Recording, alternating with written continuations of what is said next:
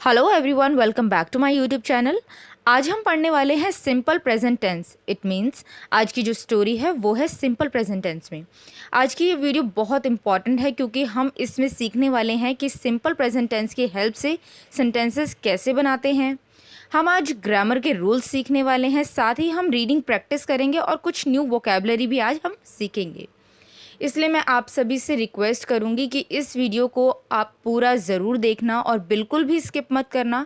सबसे पहले हम स्टोरी को रीड करेंगे एंड उसके बाद इसका मीनिंग भी समझेंगे।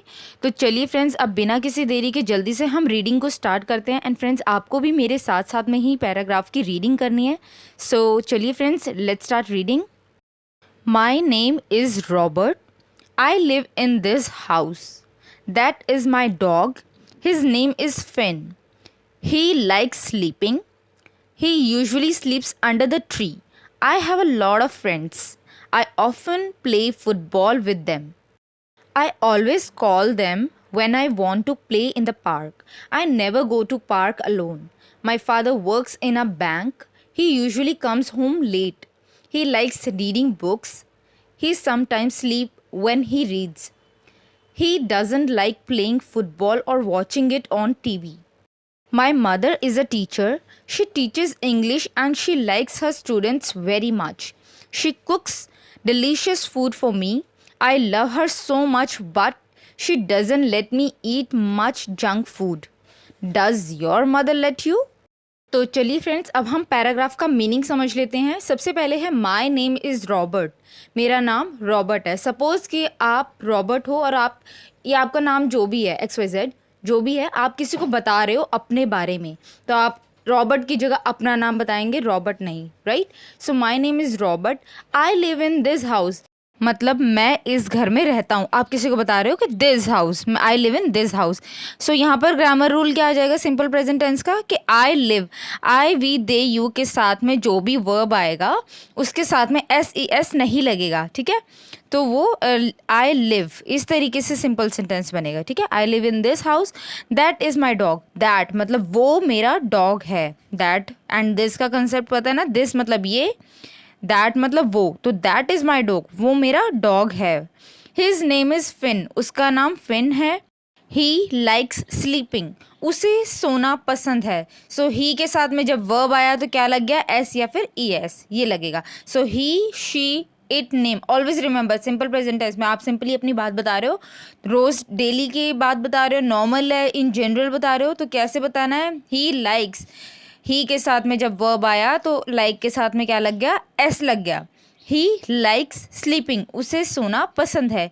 ही यूजुअली, यूजुअली मतलब आमतौर पर, स्लीप्स, स्लीप्स मतलब सोता है। He usually sleeps under the tree, मतलब पेड़ के नीचे, तो वो अक्सर या आमतौर पर पेड़ के नीचे सोता है। I have a lot of friends, मतलब मेरे बहुत से फ्रेंड्स हैं।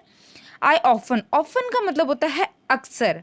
आई often play football with them, मतलब मैं उनके साथ में अक्सर फुटबॉल खेलता हूँ। I always call them when I want to play in the park. Always का मतलब होता है हमेशा। कॉल मतलब यहाँ पर कॉल का मतलब है बुलाना, तो आई ऑलवेज कॉल दैम। दैम कौन है यहाँ पर, मेरे वो जो फ्रेंड्स हैं वो सभी हैं देम। तो आई ऑलवेज कॉल देम व्हेन मतलब जब। आई वॉन्ट, वॉन्ट कब लगता है कि मैं चाहता हूँ। आई वॉन्ट टू प्ले, मैं खेलना चाहता हूँ, तो मैं उन्हें बुलाता हूँ जब मैं खेलना चाहता हूँ in the park, right.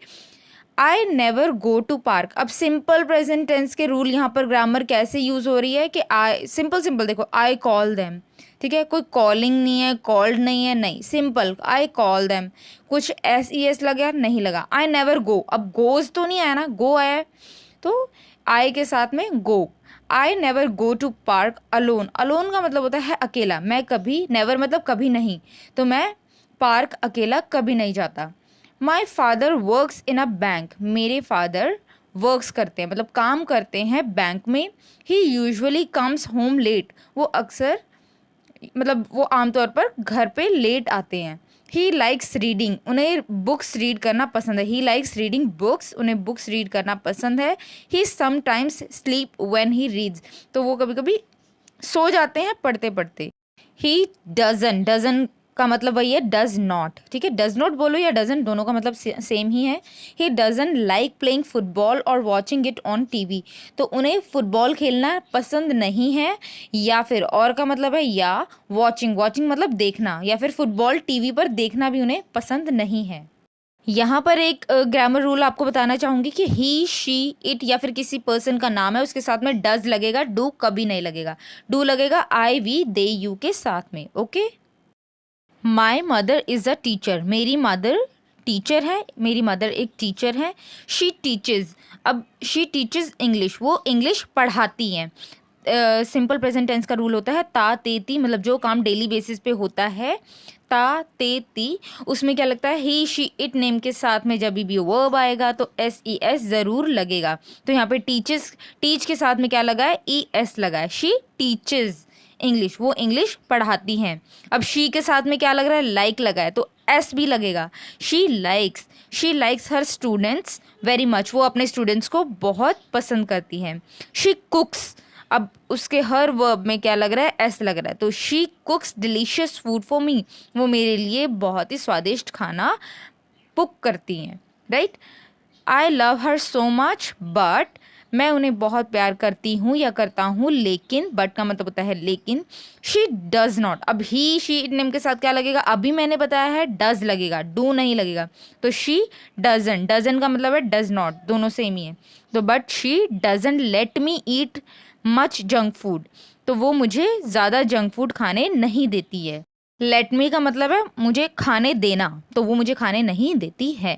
Does your mother let you, तो ये सवाल आप लोगों के लिए है कि क्या आपकी मदर आपको जंक फूड खाने देती है। ये इस सवाल का जवाब मुझे कमेंट सेक्शन में कमेंट करके ज़रूर बताइएगा। सो फ्रेंड्स, ये है आज के वर्ड मीनिंग्स जो आज हमने हमारे पैराग्राफ में से, हमारी स्टोरी में से सीखे हैं। सबसे पहले इन वर्ड मीनिंग को गो थ्रू कर लेते हैं। सबसे पहला है अलोन, अलोन का मीनिंग होता है अकेला। स्लीप, स्लीप का मतलब होता है सोना। ऑफन, ऑफन का मतलब होता है अक्सर। ऑलवेज, ऑलवेज का मतलब होता है हमेशा, यूजुअली आमतौर पर। कॉल, कॉल का मतलब होता है बुलाना। ईट, ईट का मतलब होता है खाना खाना या भोजन करना। सो गाइज, आप इन वोकेबलरी स्लाइड का स्क्रीनशॉट ले लीजिए एंड डेली इन वर्ड्स की प्रैक्टिस भी कीजिए ताकि आप न्यू वर्ड्स सीख सके। एंड आप इन वर्ड्स के सेंटेंसेस बनाकर कमेंट सेक्शन में ज़रूर लिखकर प्रैक्टिस कीजिए। अगर आप इन वर्ड्स को लिखते हैं तो चांसेस है कि ये वर्ड्स आपको याद रहेंगे लॉन्ग टाइम तक। So make sure to comment down new words below. I hope ये वीडियो आपके लिए हेल्पफुल रही होगी। अगर आपने इस वीडियो से कुछ भी नया सीखा है तो मुझे कमेंट सेक्शन में कमेंट करके ज़रूर बताइएगा, ताकि मुझे भी ऐसी अच्छी और इंटरेस्टिंग वीडियोस बनाने में मोटिवेशन मिले। एंड शेयर भी करें ताकि बाकी लोग भी इस वीडियो से कुछ सीख सके। मैं इसी तरह आपके लिए न्यू वीडियोज़, शॉर्ट स्टोरीज़ लाती रहूँगी ताकि आपकी इंग्लिश इम्प्रूव हो सके। फ्रेंड्स, अगर आप इस चैनल पर नए हैं तो चैनल को सब्सक्राइब ज़रूर करें एंड बेल आइकन को ज़रूर प्रेस करें ताकि आने वाले वीडियोस के नोटिफिकेशंस आपको मिल सके। तब तक के लिए keep learning, keep reading and keep practising. Thank you for watching.